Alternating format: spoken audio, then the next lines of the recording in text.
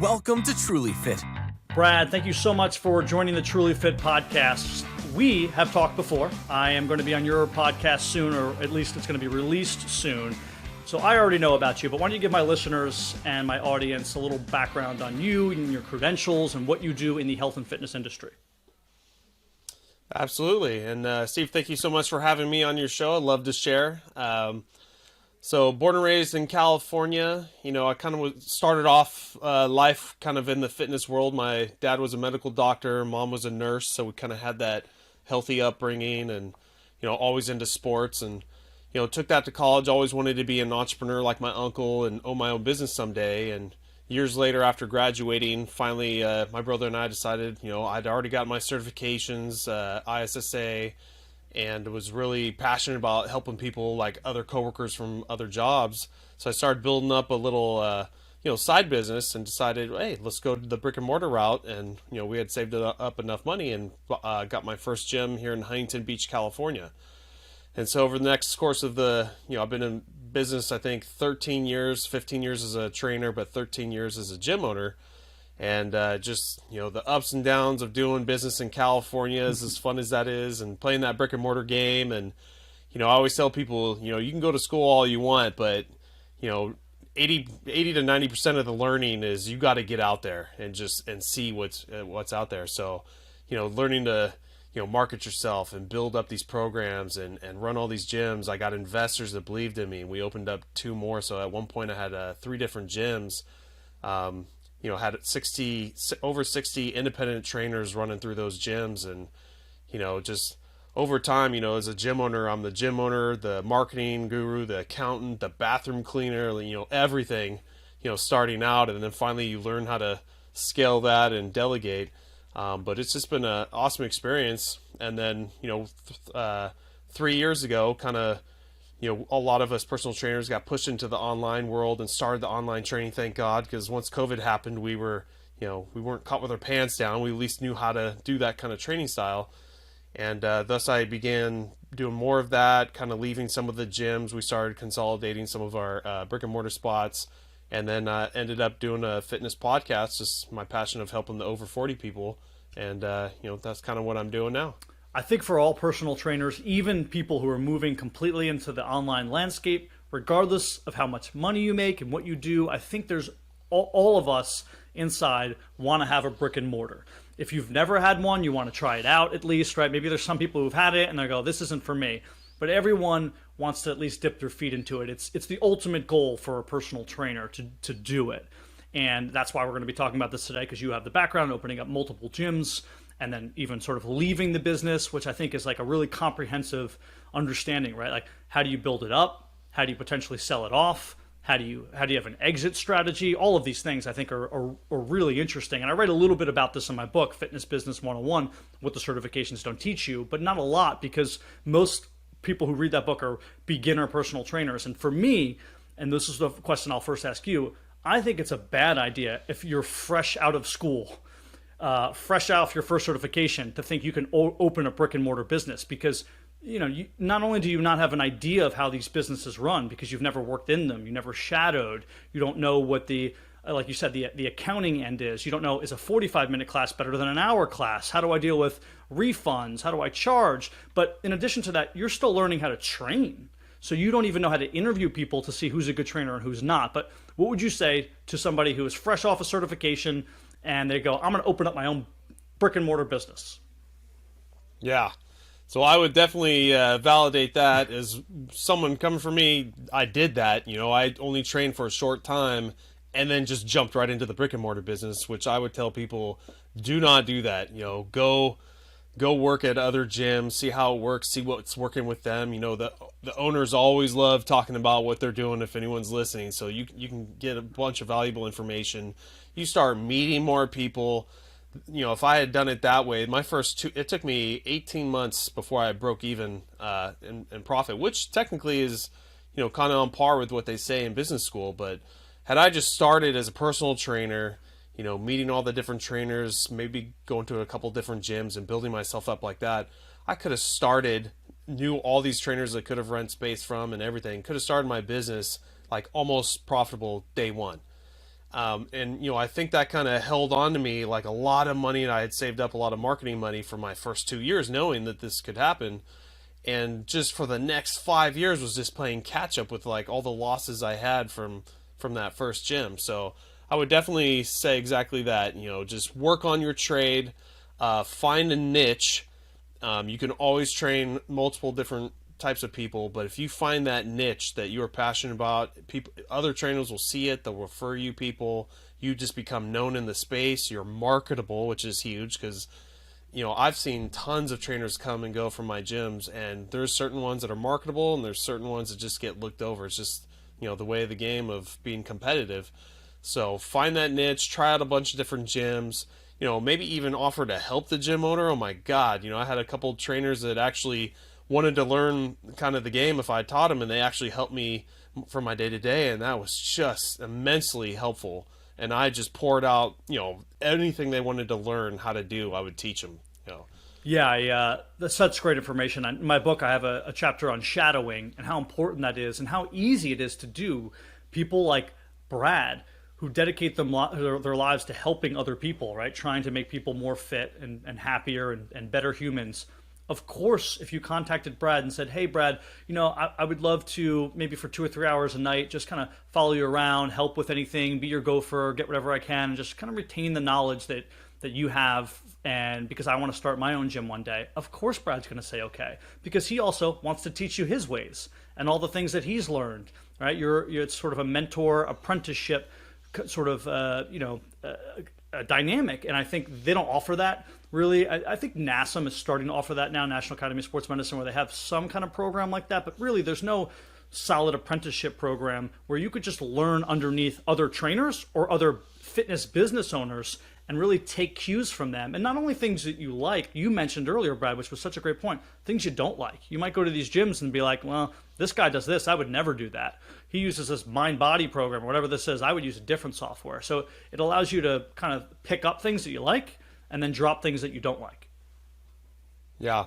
And, here in Orange County, this is like a mecca, which I'm sure other places around the U.S. are too for fitness. But, man, just watching all these gyms populate up and a good chunk of them coming down, that was even before COVID, and just at least just go pick the owner's brains on how things are going in that area. And I'm telling you, from the multiple gyms I've owned, one of the worst decisions I made was just getting a place 10 minutes away from Huntington Beach. And I got one in Fountain Valley. And just 10 minutes away, I didn't really know and do my due diligence on that area. I thought it was far enough away from me not to be competitive, but I didn't really understand that area. And one of the things that kind of beat me up over there is Fountain Valley is more of a starter family place where homes are cheaper, but they're homes, not condos and everything like here in Huntington Beach. And people that can barely afford to get there, that's their first home. All they do is spend their money on their kids. The most they'll do from themselves is maybe a $9.99, Crunch Fitness or 24-hour fitness deal. And I didn't know that. Had I done my research, I would have more implemented kids programs because all the money they spend is toward their kids. And so that place just got burned from, what was successful for me here in Huntington Beach, 10 minutes across, the line there, did not work over there. So that's another thing, but you try to do your SWOT analysis and everything that you learned in school. But had I just gone and just talked to some other owners in that area, they would have told me everything, all their trials and tribulations. And, I should have done more, info seeking. That is such a great picture and a great point, right? You're 10 minutes away. One gym can be hyper successful, one can't, from small things like demographics. Who are these people that live around here? How many other gyms are around here? Was there a brand new Crunch opened up the year before and they had, 1,000 people sign up? Well, now, what am I going to do? There's a brand new gym just came into town with way more marketing money. There's all these little things to look at. And yeah, you can look it up. You can do your due diligence online. But guess what? It's better to just talk to the other people who've already done their due diligence. And then you could check on it, obviously. You talk to 4 different gym owners in the area, see what they say, and then what you think is relevant. Then you can go back and sort of double check what they said online. And that would save you a heck of a lot of time and headaches. And I think people are not likely to do that. If you're fresh out of school and you're just so happy, and that's really what happens with people is the idea. They only think about the dream, the wish, what could be, what could be if I open up this gym? How great could it be? Well, guess what? A ton of gyms fail. My assumption is, maybe you know more than I do, more gyms fail than actually succeed if you look at the 10-year run of these gyms from start to finish. So, what makes the difference between you and your competitor? That's not rhetorical. You have to ask yourself that. Yeah. And it's probably like an 85% failure rate, at least kind of in my area. And of the ones that are successful, over time, I've come to find out that, they weren't actually even successful. They just had so much money behind it with investors that were keeping the place alive. Yet that's still competition for you who are maybe getting up there and being competitive and maybe a little profitable. They're still taking a piece of your pie. So just understanding like what's in that area, and just finding out as much info as you can. Networking was a huge thing that was real successful for me. Just getting your name out there, not just advertising, but going meeting people and going to functions. And then eventually I found a networking group, BNI. I don't know if you've heard of it, Steve, but that was a very organized networking type structure. Every city across the U.S. has one. And that was a game changer for me. As well as networking with other personal trainers. At one point, I made the switch from, God, there's just so much competition here, I got to do something different. And I started noticing a lot of trainers had come to my gym asking to rent space, and maybe they only had like 1 or 2 clients. I'm like, I'd only rent space if someone would pay full rent. And then I started seeing that happen so much, I was like, you know what, why push them away? No other gyms doing it. We're all fighting for clients. Why don't you start marketing towards trainers? So I started doing that and, making rates for people who only had 1 or 2 clients and not breaking their bank. And, with the intention of helping them market and grow, and then they'll be big renters because they'll have a, huge following. And that took off real well, which is why my investors, went for the other 2 spots. So let everyone compete for clients, and then, I'd get the trainers, help them grow, and, clients will come as well. But that was a huge contribute to my success. And then on the caveat of that is, things can happen in life. Politics and policies can change. And lo and behold, 5 years ago, California passed this AB5 law, which kind of put a wrench in that style, which basically said that, you can have independent contractors, and as long as you follow the rules, you don't tell them what to do, they create their own schedule, all that kind of stuff. Because, I didn't want to pay the employee benefits and all that kind of stuff. And then the AB5 law put a new rule on there. Okay, all those are good, but now if that independent contractor does the same thing as your core business, sorry, they're an employee, you're done. And so that just threw a wrench in my plans. My lawyer, my accountant, everybody were like, oh my God, like you get one labor lawsuit because now people have this, this law behind them. And all this came from Uber and Lyft, by the way. Oh, wow. And so that had to change again. So I had to basically, at that time, the Fountain Valley one wasn't doing good. We had to make the decision, kind of heartbreaking decision, to shut that one down, consolidate everything. And I consolidated back down to 1 spot. Couldn't rent that style anymore. I had a core group of trainers that we made a workaround with my investors where, we changed the gym into a real estate firm that has a gym in it. And as long as the renters coming in didn't do the same as, what the core business was real estate business, that was our workaround. Wow. But we didn't, obviously have that much room anymore. And also, you had to trust the trainers you had brought in. So, but that's the thing, is things can just change like a snap of a finger, and you got to adjust and lateral, or you'll just get gobbled up. Were other businesses also doing the same thing? That's where you got this idea from, to double it or front it as a real estate with a gym inside of it that trainers can train out of? I don't know. I don't know if anyone ever did that. I didn't watch, but I did have clients that owned hair salons, yoga studios, Pilates, and they all did the same style. Some had employees, and some, like us, had renters, and we did it that route, and watched all their businesses just plummet. It's so many great points. I want to go back to the very first thing you said about these. There could be these other gyms who are being funded in your area who aren't that successful. You don't know what their books look like. So you might go, oh my God, look at that gym, it's expanding. They just put on a new nameplate on their thing, and they bought this parking lot out, and they're getting bigger, and they have all the new techno gym equipment. It's like, well, for all you know, they are in the red beyond the red, but they're just smooth talking investors, and the investors are willing to give them a chance, but they're not actually doing well. So you can't just assume because there's a gym who looks like they're doing well in your area that that's a great area to start a gym. And then the second thing, I mean, it's such a great learning experience and story that you had where one small law shifts and your whole business model basically goes down the tube. Now you have to start over again because of this one small law that you can't possibly foresee, right? There's no way you could have planned around that in the first place. No one else did. And it's not necessarily your fault. But at that point, you had somewhat of an exit strategy. You said, okay, I can't have 3 businesses now because of this new law. I have to sell one off. I have to consolidate. I have to make, move this business into here. I have to talk to the experts. And having the insight to do that was fantastic by you, and I'm sure you had some great people around you who helped you make that decision. But the average person who's opening up a gym is not going to be thinking about that. Yeah, and that's the thing. That's just going to happen. Some big corporation like UFC Gym here, they, from what I know, don't make anything, but it doesn't matter. It's a corporate flagship. They just need it for the branding. So look how much competition they just took and are willing to eat it because they make so much.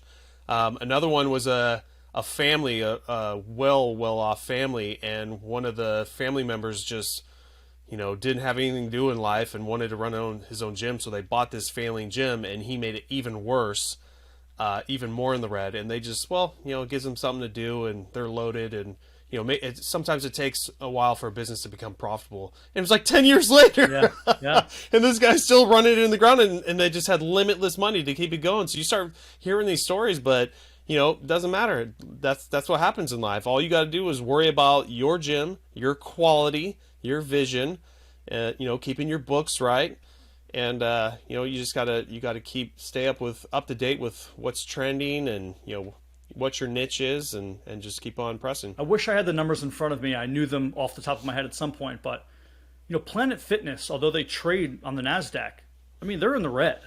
They don't make money. Not only do they not make money, they're paying, I'm talking hundreds of millions of dollars on their interest at this point from all the loans that they take out. Now, granted, they're probably able to sell a lot of people's information, right? There's so much money now having data, and they have all of your data, and they have so many people, but they're sort of like that Uber model where, Uber doesn't make money. People don't know that. I mean, Uber is waiting to that one day where they have self-driving cars and they can fire everyone who's ever driven an Uber, and then they're going to be valuable, right? Because they're not paying for anything. But until that point, all their money goes out the door to pay their drivers and through research. So they're not actually a profitable company if you're just looking at, the red and the black. And I think a lot of people don't know that, who you're competing, who you're up against, who is willing to continue to go through round after round after round of working with investors and grabbing money while, you need to make a living if you own a small independent gym. Yeah. I've met a few people who are in the big chain gym with investors and all that, and one of them said, I won't name the name of the chain they did, but their model was you go into these areas with this brand new chain with all that investor money. You only really need to run it for about 10 years because they make so much money. It's new. It wipes out the other competitors around them. And 10 years later, your stuff becomes old. It's too costly to keep it going. Other competitors are now doing the same thing with new big chain gyms like Equinoxes or something like that, and that's okay. And then once that happens, and you've obviously with investors bought a bunch across America, or this one particular gentleman was saying they were already starting ones in Mexico. And after that 10-year mark, you just let them implode, and the companies go bankrupt, and then they'll just pick a new chain and start the whole process over again. Yeah. I'm sure that's not what everybody does, but it's just you start learning all these things about that these are competitors that are using these styles and everything, and it's just hard. Life sucks, but competition is real. Competition is real, and the rules of the game most people don't know, especially if you're a personal trainer and you're focused on the body and you're somebody who knows the kinesiology, and you can say, Steve, you got some knee valgus, your shoulders are slumping forward, and we got to strengthen your pecs out, and you're got to get your traps going. If you're someone who studies the body and doesn't study business, you're in over your head. You're probably not ready to start your own business. You're going to have to take some time, shadow, understand you don't know what you don't know, and wait until you open up that brick and mortar business. I had I don't know if you want to call it the luxury of basically taking over a gym for 6 months. I was sort of second in line here. I didn't have any financial stake in this gym, but I guess you would say I was the most tenured trainer of this facility. The trainer had a substance abuse problem. She had to go away for 6 months. The gym became mine in a sense. So I was paying the bills. I was opening up every morning. I was running everything. I was sending the schedules out. The gym was mine for 6 months. So I got a really good experience in a bad situation, but a really good experience of what it's like to run a gym. And instantly I knew this isn't for me, because when I saw the bottom line, I'm like, this gym is barely skating by. They're paying out all of their trainers. They're paying for all their equipment. If, one mirror breaks, or you got to call one repair guy in, you've basically broken even now, and there's just, it's like that's a lot on someone's shoulders to just sort of skirt by and skate by. And I think people have to come to that realization. Are you doing this because you love it, or are you doing this only for a financial reason? And you have to really look into the numbers before you start a gym. Yeah. And that's a common theme amongst other gym owners that I've met, as well as just other brick and mortar just random types of businesses. Yeah. Where it's the comment they make is, you're working to pay rent. That's it. Because you're barely skating by, and you have to see, can you build this up, or is that basically where you're at right now? And you gotta make some decisions. You gotta lateral. You can't be, not making money and just taking care of everyone else. And that was happening at that Fountain Valley gym I mentioned. So you had to go through the process and just clean house and get rid of it. Always keep looking, a year, 2 years, 3 years, in advance to see like where this is going to take you. Yeah. And there's so many that we just said gyms are going out of business. So I think, what I did when I was starting the first facility was look for gyms that are going out of business and selling their equipment for pennies on the dollar, because they got to get out, right? So like if you're not making rent and someone else owns that building and they say, hey, you got to be out in a month, and that equipment's yours. It's, how costly it is to get gym equipment out and put it on a truck and store it somewhere. It's too much. They can't do that, right? They can't even pay the rent. So they're selling that equipment for pennies on the dollar. They have bigger problems, and it's a really good way to take advantage. And then also using that space or having some sort of space in your gym as flex space, whatever that looks like for you. Maybe it could be you get a bunch of Instagram influencers who come in and pay you by the hour because they want to use the gym at 1 a.m. when it's closed, so they can take pictures, provided they're signing the right agreements. That's fine. Whether it is you have an open room where, I don't know, a belly dancing thing wants to come in, great. Whatever you want to do. We have that open room. You can use the room in the back. You pay me. You have to use your space that you own as flex space, and not just have the gym itself making money, because that's typically not going to be enough for you. Yeah, that's exactly right. And two of my gyms that had that flex space, having stuff that can clear out real fast, like, mat Pilates, not Pilates that have reformers that you have to hold their stuff. Yoga, spin was horrible because those bikes don't really move and you can't recycle that space. Boxing was great. They just came in there, did their things with their pads, and they were out, and they paid good money. So, that's the type of things. Some people just need the culture of the health and wellness, and then just an open space, and they can do a lot with it. And, going back to that boxing, at one of my spots, I was making $2,500 a month just off that. That was awesome. And we got to recycle the space when they weren't there. Yeah, and think about also the positive implications from other people walking through your facility. So, Dan, the boxing coach, who lives down the road, who, met Brad at, one of his networking things, says, hey, I do a boxing thing. I'd love to use your space. You say, no problem. Let's say he does Monday, Wednesday, Friday classes at 7 p.m. He brings in 20 people. Well, there's a really high likelihood that one of those 20 people ends up coming to your gym at some point, right? Yeah. They end up saying, oh, this gym is great. I really like this environment, and it's clean and it's cool, and I didn't realize how close it was to my house. I'm going to also join this gym. So it's also free marketing in a sense to be able to use this kind of flex space. Yeah, absolutely. Another thing I wanted to point out for your audience who are thinking about this kind of stuff, number one is, don't open up that brick and mortar spot right off the get go. Find your niche and slowly build and test the waters out. Another one is, my uncle gave me all this advice, and it seemed like I didn't listen to him every single time because I was so infatuated with owning my own spot and all that. That his biggest thing was, OPM, other people's money. Do not invest your own money in a big venture like this. If you do decide to do it, there are so many resources out there with loans or investors that are just aggressive and want to get into the industry. They can take the hits. You can't. And that was a big thing, when we first dumped my brother and I dumped a lot of money in for the first place and just watched it drain so quickly. And then finally, investors started seeing me, believing in me, and to them it was nothing. And they just wanted to dabble, and boom, bought 2 gyms just like that with their money. And we just made deals of, I would be managing it and growing it, but no risk. So I would say, do that setup from the get-go instead of, using your own money, because it's a big boys game out there, and not everyone has that money to start or can lose it. So if that's you, then you can't open up your own spot if you're unwilling to lose that investment. So you got to go in thinking, what would I do if all this goes down to nothing? Yeah, good advice. And for those who are saying, well, where do I even start? Yeah, there's angel investors. You can look them up. It's difficult, but for you to be able to write a business plan, a pro forma out, and learn how to go through those processes to try to convince someone why your business is worthwhile, it's also a good exercise for you, the person, because you'll know if it is worthwhile, right? If you're struggling to write a business plan to prove why it's worthwhile, well, guess what? It's probably not. Then maybe you shouldn't open up this business. So I think it's a really good exercise to force yourself to have to write this business plan and explain out loud to someone else why you think this is going to be profitable. Exactly.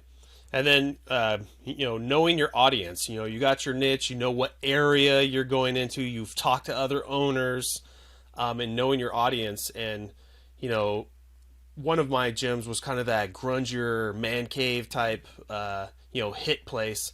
And I took that over and I tried to beautify it up as much as I could. But, in my eyes, I love that style. Those are my gyms, those private gyms or warehouses, all that kind of stuff. But, my niche was still the over 40 male and female, mostly female, because more females would pay for personal training than men. And thus I had this kind of grungy, dark, cold gym that I try to beautify and would just get attacked all the time by my female members. They loved us, and that, the ones that did would stay with us. But, even leaving that one, I eventually left that one as well. I still have friends or clients who are like, we just hated going to that one. It's not their style. That's why, these women tend to like these very beautiful yoga studios and Pilates studios. And if that's what your audience is, you need to make it like that. So that's such a good point. And then also, there's a difference between I have a niche, I have something that I want to do, and the likelihood that that's going to be successful in a given area. Right, so let's go ahead and say you did know your niche was women and men over 40 who have some money, but you don't want to open up a gym, let's say, in a town that has a lot of really young couples moving in their early 20s and early 30s who don't have money and who don't specialize in that. Maybe they like to work out on their own because they're from just a different generation, right? So like it doesn't matter that that's your specialty and that you have the money to open up that gym. If those people aren't there and that demographic is not there, then you're not going to woo those people. That's why working at a gym is really good. So when I was working at a gym in the Southeast a while ago, I had so many clients and so many people that knew me at this gym. If I ever wanted to open up my own gym within a 10-minute radius, I know for a fact that those people would have just come to me, right? It was instant already marketing, networking. I made a name for myself.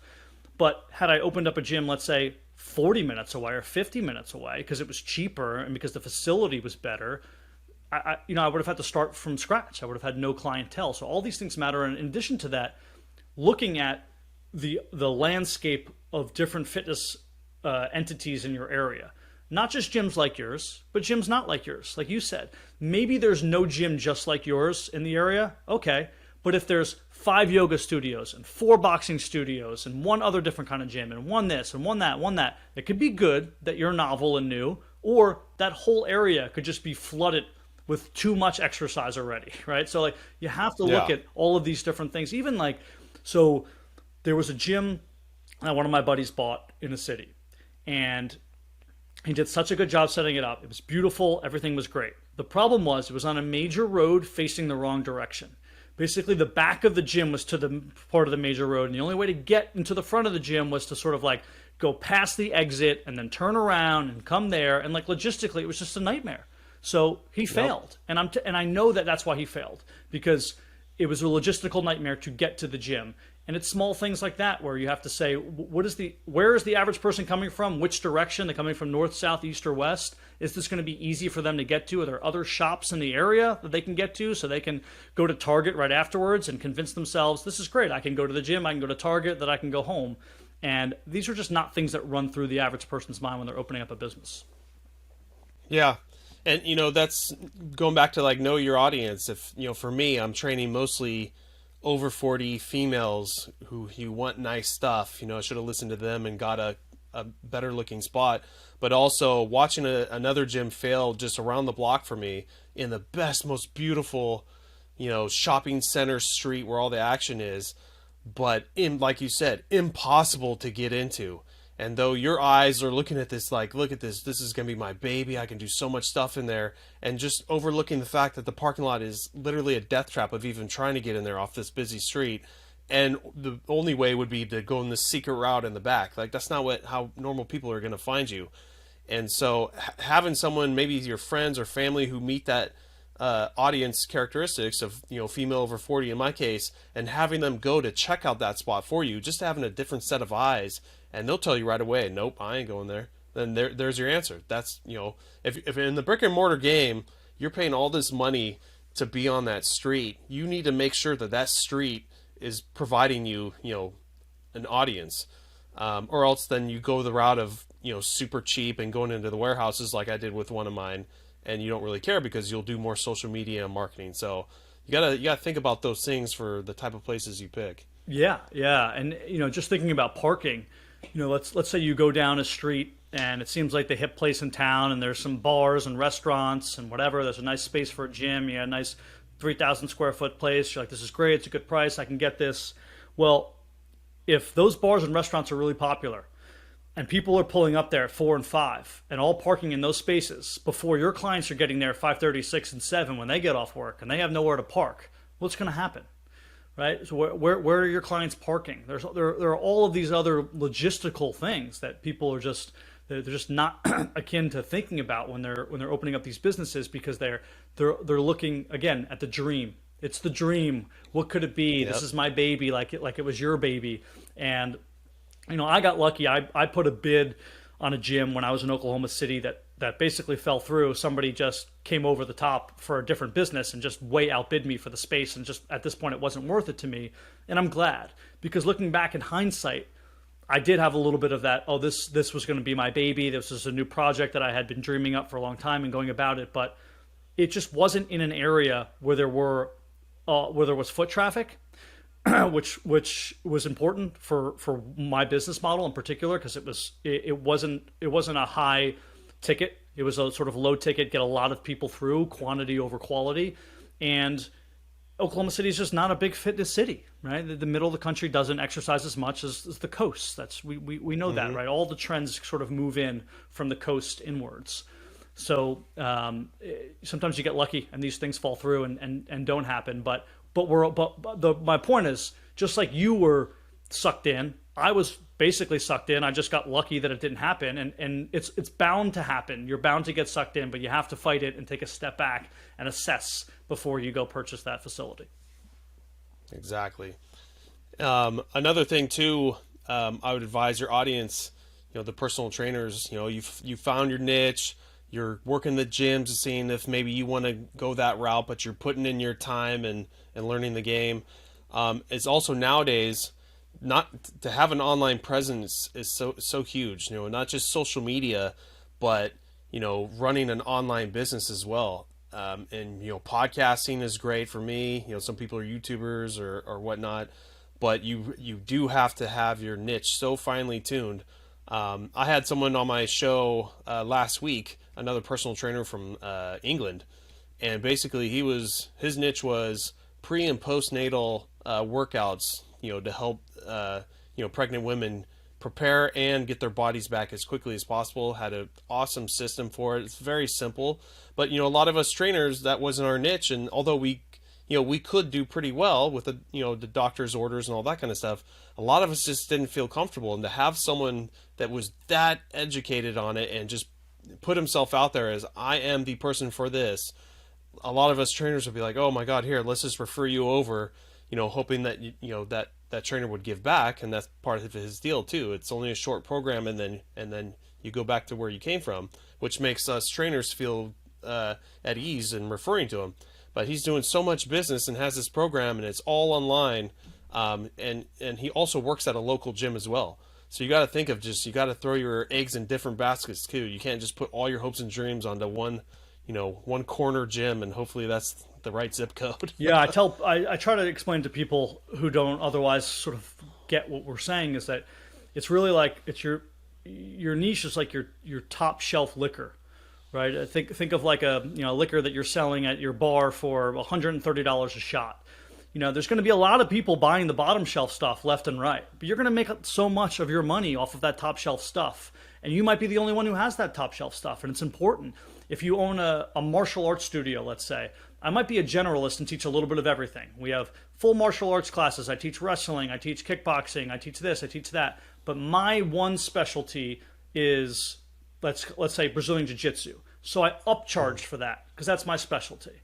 You want to have a generalist knowledge of things so that you can kind of get everyone around, but then you want to say, this is what I specialize in, so that you can upcharge for that specialty. And I think I get that people are maybe hesitant to do that right away, or I do think also people will, much like with the business profile we just talked about, how they see a gym, they go, this is great, I love it, and they imagine. They sometimes pick their niche out purely based off of emotion and what they love, which is okay. But a lot of times you have to pick your niche out of two different things. One, what is not in your area at all? Right? What is missing that could be very valuable? And two, what are you actually good at? Like, what is the thing that you're just better at than everybody else? Because I think that should come into play. Like, there's always these things that we're so good at that people say over and over and over, right? You might be the guy at the gym who's just like so smooth with the kettlebell, and everyone gives you compliments. He goes, you know what, Brad? Every time I see you doing your kettlebell workout, I'm like, oh my gosh, like that's so cool. I wish I can do that. Like, Brad does like the coolest things with the kettlebell. Well, guess what? That's like that is it. You got to be the kettlebell guy in your area. There. Like, that's the thing you do best. Even though you love whatever else, kickboxing, or you love Olympic lifting, it's like other people do that, and you're not great at it. What you're great at is using the kettlebell. So take advantage of your strengths. Yeah. And it's okay to take some clients that didn't come to you for kettlebell stuff, but you need to let the world know that is your flagship and that's what you're good at, and it obviously shows if the people keep telling you that, and use it. Yeah. Yeah. I wish people would listen to compliments more. We all have I think a trouble doing that a little bit, right? It's one of those things where people pay you compliments, you kind of recoil a little bit, and you go, oh yeah, thank you. But there's a reason why. Some people hear the same compliments over and over and over, and you have to take advantage of those skills in your business, in your interest. I worked with a girl in sort of a business coaching perspective, where she was a yoga attendee. She wasn't a teacher. And she's someone who wanted to start her own yoga studio and start teaching online yoga and doing all this online stuff. And I said, well, what do you think you do best in yoga? What is your thing? Is there a movement? Is there a pattern? Do you understand the muscles more, whatever? And she goes, well, everybody always compliments me on my headstand. Like, I have this like really smooth headstand. Like, all the videos I put on Instagram, like, people like it. I go, that's it. You're going to run a private outdoor class teaching people how to do a great headstand from the start, from the very beginning. No headstand to perfect headstand. people want to do that. They want to know how to be able to do that. And that's your specialty. That's going to be your thing. You could teach regular yoga classes, but this is going to be your focus. And she's hyper successful. Now she doesn't teach regular yoga. Now she only teaches how to do the headstand. So, we have to really take advantage of those things that we're given. Yeah, exactly. She's basically pitching an advanced yoga form, give it a cool, trendy name and just roll with it. Yeah. And that's the thing with all my businesses too, even if you don't know what it is, stay open to everything and try different programs and always try to keep changing things and keeping it fresh. The clients like that, seeing new blood and new style programs coming in. And eventually you will find, that one that you are getting complimented on the most and, then capitalize on it. But you don't know unless you try stuff. Brad, this has been super insightful. Firstly, I want to thank you for your, I guess you would call it your vulnerability in talking to us about everything, about starting the business and having to take one away and all the different paths you've gone down. Not everyone is willing to just come on and spill the beans and go through the whole process and your journey. And I think that's really, really helpful to be so honest and open. Secondly, let my audience know where they can find you personally. Maybe it's you on your Instagram. They want to reach out to you. They have questions about business, where they can find your podcast and anything else you want to point them towards. Yeah, I appreciate all that, Stephen. Thank you for having me on your show. The best way to get, I hate social media. I haven't gotten around to doing it. I've always hated it, struggled with it with my businesses. And as soon as I can pay for it, I'll keep doing it again. But my main ones are my podcast, Over 40 Fitness Hacks, and that's 40, not spelled out. And you can find that on any podcast player you're listening to, Spotify, iTunes, whatever. And my website is over40fitnesshacks.com, also 40, not spelled out. And that's the best way to get in contact with me. And I have a contact form on there, my email, and always willing to talk to someone and give them my knowledge. I'll have all the links in the description. My guest today has been Brad Williams. Brad, thank you so much for joining the TrulyFit Podcast. Absolutely. Thanks again, Steve.